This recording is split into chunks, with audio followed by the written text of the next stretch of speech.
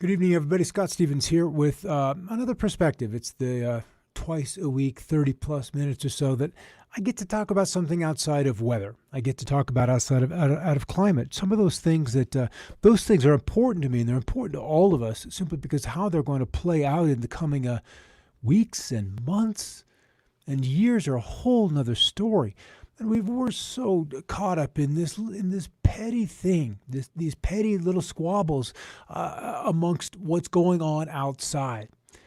So I want to talk about what would change everything. What would change it? What potentials are out there that could show up in the news tomorrow? You could have a flash in your dream? What could change everything? And so I'm going to call this show The Biggest or The Greatest Secret. We'll go down that road because I think we're coming up on an inflection point. There are so many things that are going on around the world. Some small things are petty, other things are epically large. And to be able to put them all together, I think is going to be one of the most important things. So we're just going to call this the greatest secret. So let's come over here. I didn't have this pre-stored. What's going on here, Scott? We'll call it the greatest secret.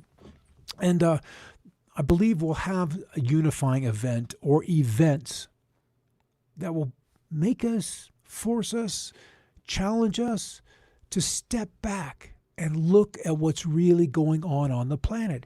And most everybody will be excited for things to happen because I have this sense that many of us, we like our disaster movies. I don't know why, we just do. That inside our souls, inside our potentials, we came to Earth in this point in time to accomplish something, to do some work, to be who we are and not who we're programmed to be and not who we've been hypnotized to be and probably not even who our parents wanted us to be. So that excites me. So let's roll on through this. It's not a long slideshow, but there's a lot in it. All right, so what event would change everything? What if Trump were found guilty of something? Would that change everything? What would that do to the news?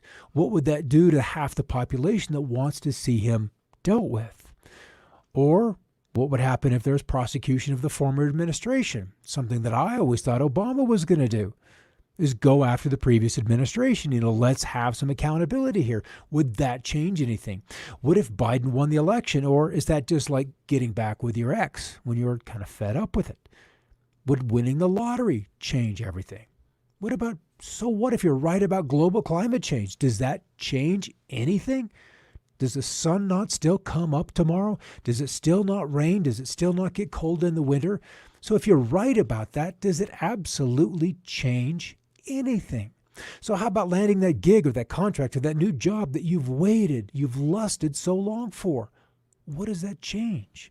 A new car with free gas forever, because if we're not careful, we're all going to have these checks just showing up in the mailbox or in the bank account every single week. That's kind of the trajectory we're on. So you've got a car with free gas forever and then paying off that damn debt. Does that change anything? What about getting along with all of your family? What if everyone always told the truth? That might change a little bit of something. What if that neighbor could just see the world that you do, the way you do, through your eyes? What if that part of my body would just cooperate so it didn't hurt so much? What if I felt safe enough so they didn't have to lock up the house, the car, or the bike every time I stepped away from them? That I could trust my neighbor. That might change a few things. What if we could all just get along? Would equality as promised in the Constitution deliver happiness? We already have that in the Constitution, so why aren't we happy? Why aren't we not living by that? What if animal cruelty ended, human trafficking, slavery, and capitalistic or just plain simply predatory business practices? Would that make you happy? What if we had freedom of religion, expression, creative, free enterprise without concern of the big guys coming along and stopping you from creating and becoming and expressing and delivering those gifts that you were born with? Would that make you happy? Would peace on earth change everything? What if it were just peace for security, but at the cost of liberty? Would that make you happy? Would any of those listed items keep humanity from then reverting back into the same old patterns?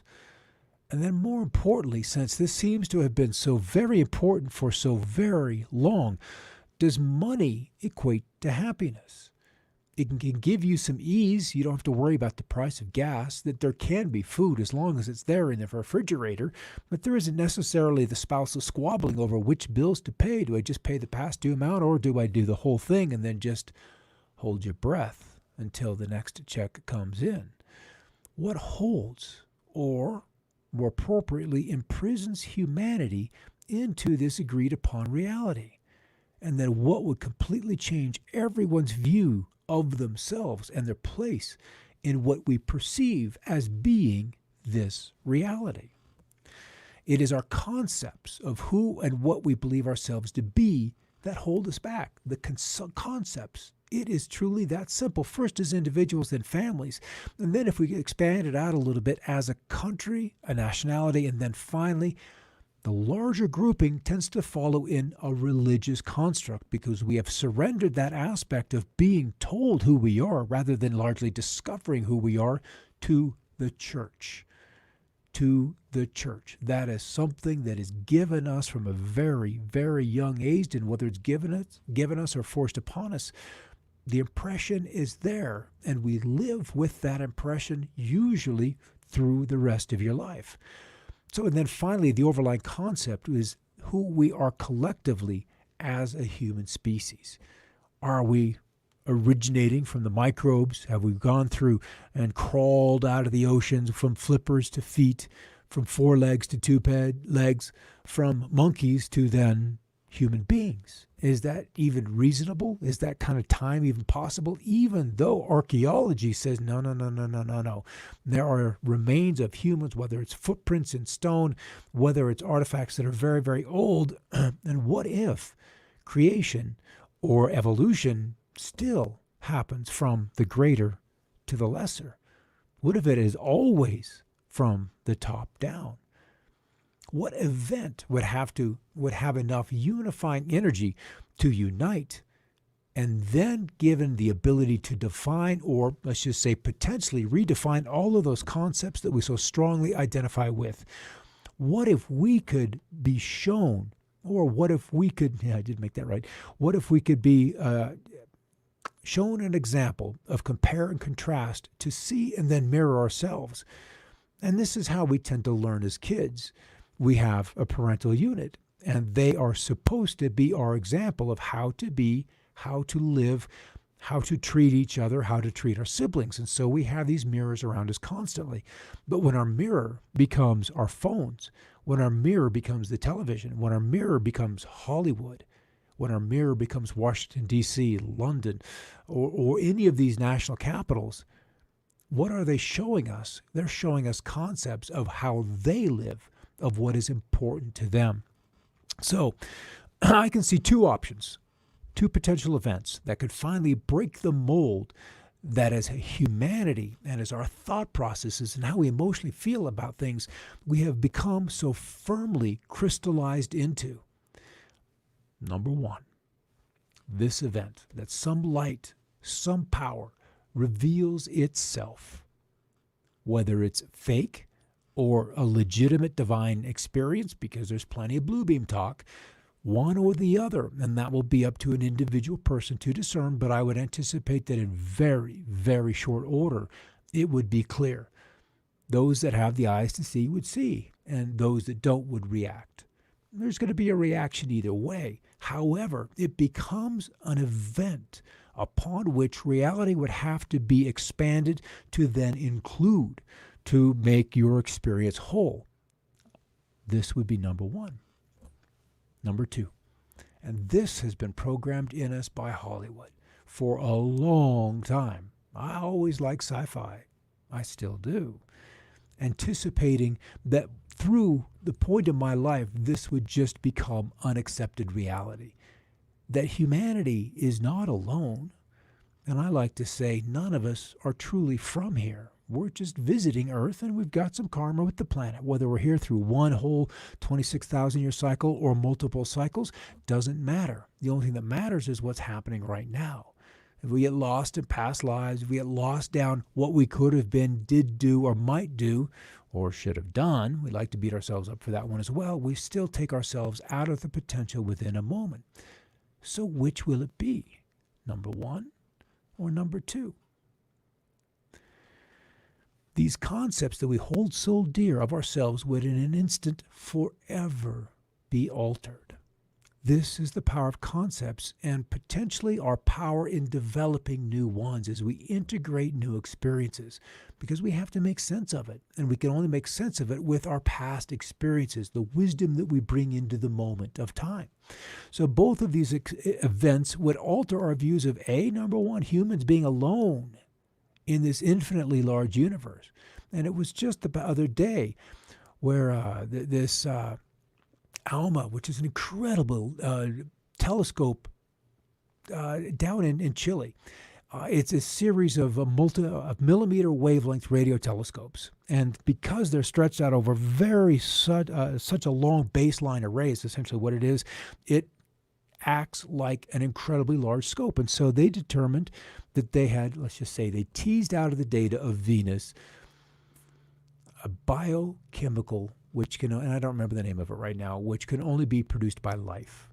And so all of a sudden, out of nowhere, there is life in what they perceived to be or understood to be or thought they knew was one of the most inhospitable places, at least in the inner solar system. And there we have the potential for life. In an oxygen-starved environment, this particular molecule, this compound, thrives. And there it is in that kind of environment. So we have to reassess where life can manifest. So humans are not alone, never have been. And that's an exciting thing. And that's also part of what would have to change with both of these outcomes is the story, the true story of humanity. So number two, dimensions and travel between is possible and can be done regularly, and these dimensions traversed. So both revelations would then show us how it's done. Because with the divine revelation, that awareness is then just gifted with consciousness. There's an ability to perceive. You can understand. You don't have to think through things. Your just direct perception becomes available. And that's the beauty of that aspect of a revelation, if you will, is that you would have an all-knowingness. And so these things that we go to school to understand, we would simply direct your attention to that, and then the knowledge is then brought to you. That's how it works in the upper realms. So both of these revelations would then show us how it's done. Knowledge and revelation from above, and both are appropriate, will transform how we conceptualize and view ourselves as human beings, and thereby altering how we treat each other. And then by default, all of our relationships. And that's where our friction in society, in the world, in our homes today, is from not knowing how to treat one another. We're so triggered by our emotions or what we think that we can't let go and give other people space to be who they are because it bothers us so damn much. So even from marriages to what I would find most amazing is the inanimate life that's on Earth, the rocks, the plants. And there's still those beliefs that animals don't have souls. Won't that be a surprise? So how will this change one of these or both of these two events? And I really have this feeling that if the second coming, if you will, arrives, that changes humanity enough so that the other entities, the other civilizations, the other species that are in the earth, near the earth, or have watched over earth would then be safe in approaching and telling and sharing with us the history that we may have with them, or the future, if you want to look at this as a finished creation, the future we've already had with them. That's a possibility too. So simply because we will be willing to have a greater vision of the vista of life that has always laid in front of our eyes. But because we've been unable to conceptualize anything much greater than what we already are, or have been programmed to think we are, our ability to become more was intentionally crippled. Intentionally crippled. Humanity has had hobbles put upon it. And we have lived like this for millennia. We have been slaves to those who have watched over us. And why? Simply for control. Control of our infinite potential, control of our ability to see the past and then eventually beyond the bars. And if all we had was our imagination, that astral eye, our imagination to see and to envision into the beyond, that is what has been kept from us. We're so occupied by fear, by anger, by others, and by what we're told to be or not to be, that our imagination is nothing like what it used to be. It's like living in a mist world. Coming from weather, what if the clouds never cleared? What if the fog never came too far off the surface of the planet? What if day after day after day the fog never left? Weeks passed, months passed, seasons passed, and then years passed, and the fog never lifted. What would that do to your imagination? Would we have strived for the stars? Would we have conceived of rockets, of going to the moons? What would Galileo, Copernicus, what would they have done? Would Newton have considered about gravity, sitting under a tree and the apple falls? Would gravity even be an issue if you could never see beyond the fog? If you can't see, you can't imagine. If you can't imagine, we can't create anew. So if there's no visible sky, sun, moon, or stars, you'll never strive to see them. You'll never go through that veil, that boundary, that conceptual limit. Even though those may and always have existed just beyond the veil, you can't see it. So you can't conceive yourself of going there. So after these events happen, do we want to change? And then after the event, our perceived place in this illusory reality will be jolted to a very different location. Not a physical location, but a different place of seeing, a different place of viewing our life on earth and how we live and spend our days. All of these days, Monday, Tuesday, Wednesday, Thursday, same thing over and over and over again. Our lives are like lived on a treadmill. What are we conceptualizing so we can move beyond the slavery, the control, being hobbled to live inside this economy, inside this structure that has been carefully, slowly, sometimes gently, often forcefully enclosed around us so our potential can be limited. So as we begin to see and view from this different place, one from where a flood of questions would naturally flow, questions applicable to aliens from another time, another place? Are they from another dimension? Or the deity, obviously representing a far greater and more expansive point of view and consciousness. This would naturally bring us questions such as, where have you been all this time? Why are you here? What comes next? What can you teach us? What are we willing to be taught? What have we been taught that isn't true? And then what of our history? What if humanity's great and illustrious history has been hidden from us? So, the next or both will ultimately reveal an expansion of global and individual consciousness, where we'll think differently, we'll think different patterns. It's like plowing the field. The weeds that have been there, those things that we've had to negotiate around and around and around and around, will finally be turned over. The ground will be rough, but it will be absolutely new terrain. And this, my friends, is the beauty of chaos. It's the opportunity to see from a different place and the opportunity to create a new, not necessarily new change, but you won't know until patterns are established, but to create a new. So let's compare. What would be the things if, A, it's a second coming, obviously we would be taught or shown or maybe just understood in a surge of consciousness the meaning of life. And with that example, that contrast and compare standing in front of us, a greater understanding of the divine and of God itself, even if we can only contain a sliver of that purity, of that brilliance, of that divine power. His laws, which are likely exceedingly simple and basic so all can understand regardless of our accomplishment. The need for love versus attachment. How to get back home. Why we're here. And then there'd be the science of the divine, fueled by love and grace. And that ultimately would lead to that part of God which is in all of us, that is always pure, and that allows for his omnipotence, omniscience, and omnipresence inside each one of us, that being the soul.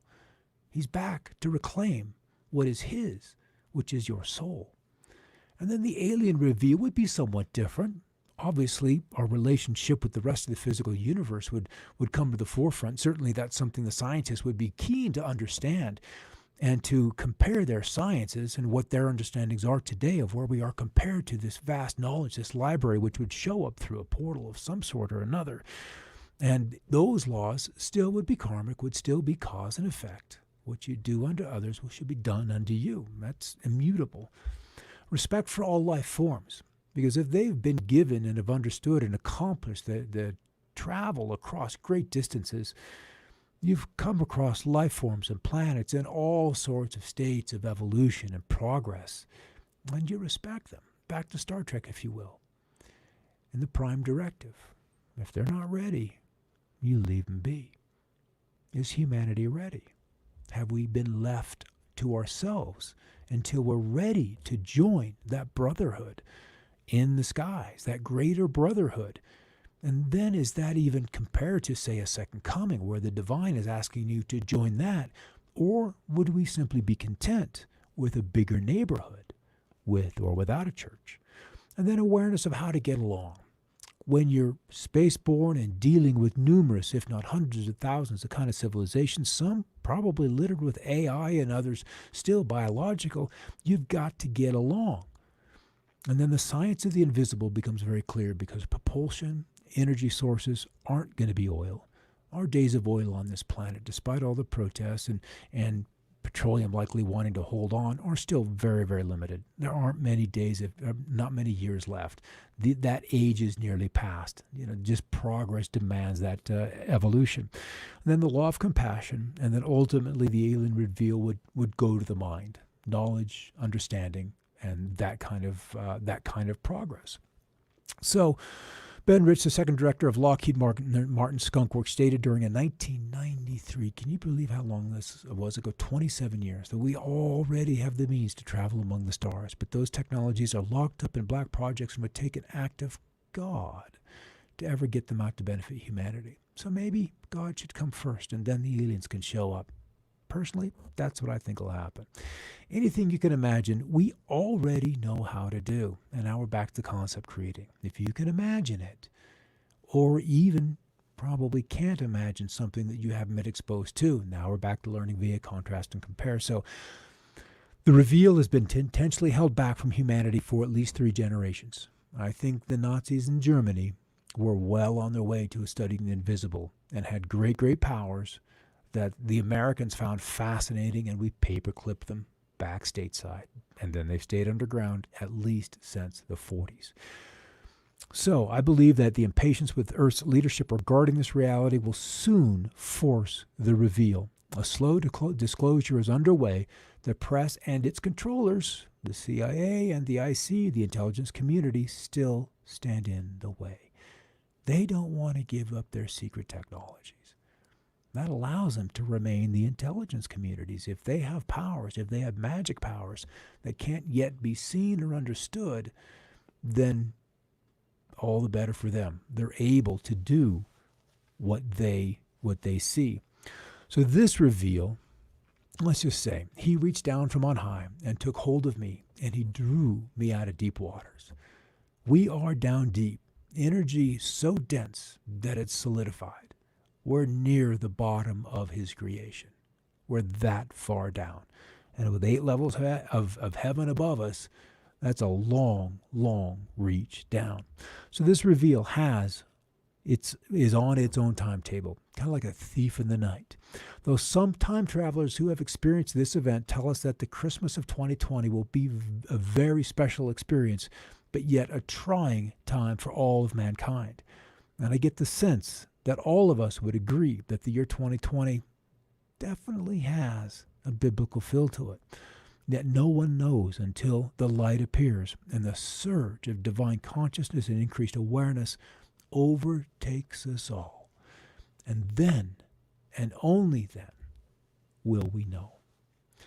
All right, a couple other shows that we do. Vicky's got her 5-day-a-week coffee show at 11 o'clock Mountain Time, and then Tracy has Unlocked running Tuesdays. Thursdays are American time, also at 6 o'clock. So good to see you guys over here. Let's kind of run through these conversations here. I kind of been glancing over, but possible, isn't it?